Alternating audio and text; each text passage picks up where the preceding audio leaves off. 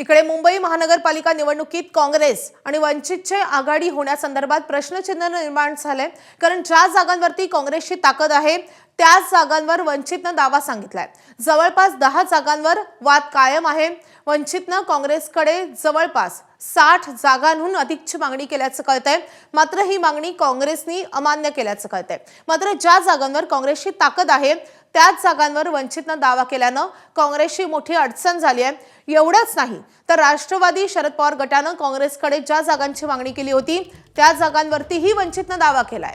त्यामुळे काँग्रेस आणि वंचित बहुजन आघाडी यांची मुंबई महानगरपालिकेमध्ये युती होईल का, हे दोन पक्ष एकत्र येतील की नाही, या संदर्भात आता प्रश्नचिन्ह निर्माण झालंय।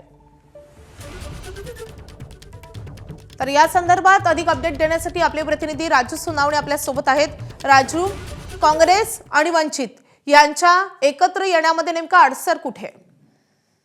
आपण पाहतोय की महाविकास आघाडी होत नाही म्हणून जे आहे तो नवीन एक प्रयोग जो आहे तो करण्याचा प्रयत्न केला गेला मुंबई महापालिकेमध्ये। त्यामध्ये काँग्रेस आणि वंचित हे नवीन समीकरण जे आहे ते समोर येणार होतं। त्यासाठी अनेक बैठका सुद्धा पार पडलेल्या होत्या। वंचितकडनं जवळपास 60 जागांहून अधिक जागा ज्या आहेत त्या काँग्रेसकडे मागितल्या गेल्या। काँग्रेसने सुद्धा त्याला होकार दिला। मात्र ज्या काही जागा मागितल्या आहेत त्यातल्या 10 ते 12 जागा अशा आहेत का त्या जागांवरती काँग्रेसची ताकद जास्त आहे। त्या जागा ज्या आहेत त्या वंचितने मागितलेल्या आहेत। त्यामुळे आता ह्या जागा द्यायच्या कशा असा प्रश्न काँग्रेसच्या पुढे पडलेला आहे आणि या 10 जागांवरती वंचित सुद्धा कुठेतरी अडून आहे। त्यामुळे चर्चा जी आहे ती पुढे जाताना पाहायला मिळत नाहीये।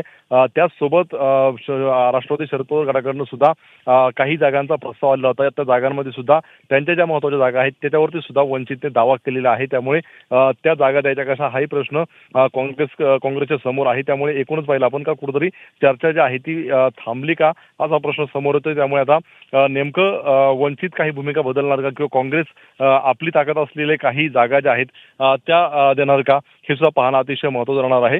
आपण पाहतोय की अनेक बैठका पार पडल्या होत्या। दोन्ही पक्षाकडनं समित्या ज्या आहेत त्या स्थापन केल्या होत्या, त्यांच्या बैठका पार पडल्या होत्या। स्वतः काँग्रेसच्या शिष्टमंडळाने प्रकाश आंबेडकरांची भेट सुद्धा घेतलेली होती।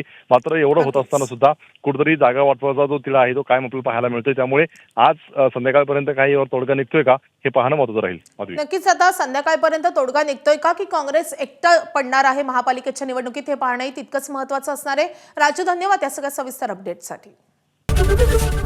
एबीपी माझा, उघडा डोळे बघा नीट।